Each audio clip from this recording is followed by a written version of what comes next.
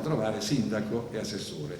Io, mentre entro in queste bellissime stanze, peraltro, vedo dei dipinti che mi sembrano e sono i capolavori di Tintoretto, le prime opere che ha concepito. Peccato che guardandoli, ed è quello che ci ha portato a questa dispettosa mostra, che è in realtà dispettosa perché è stato peggio che dispettoso, ed è un risarcimento per Padova e per Tintoretto, ci fosse scritto imitatore di Tintoretto.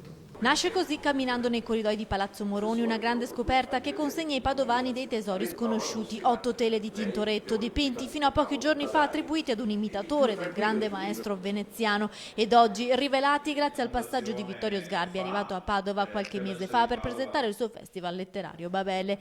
L'occhio del critico d'arte era caduto sulle tele da anni appese nei corridoi che portano nella sala della Giunta e del Consiglio Comunale. Le opere, secondo Sgarbi, sono da attribuire alla gioventù di Tintoretto.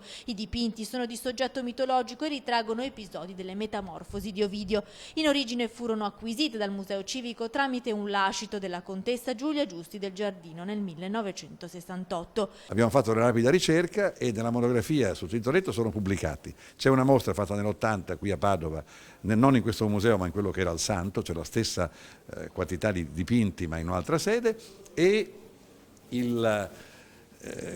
l'attribuzione è stata fatta con grande lucidità da Pallucchini e Paola Rossi. I Tintoretto ritrovati oggi sono stati mostrati in anteprima e saranno visibili al pubblico da domani fino al 25 settembre ai musei civici eremitani. Per Padova, insieme al Donatello in esposizione a Palazzo della Ragione, è il secondo evento organizzato da Vittorio Sgarbi, che per l'anno prossimo vuole portare in città anche una grande mostra sul Seicento Veneto.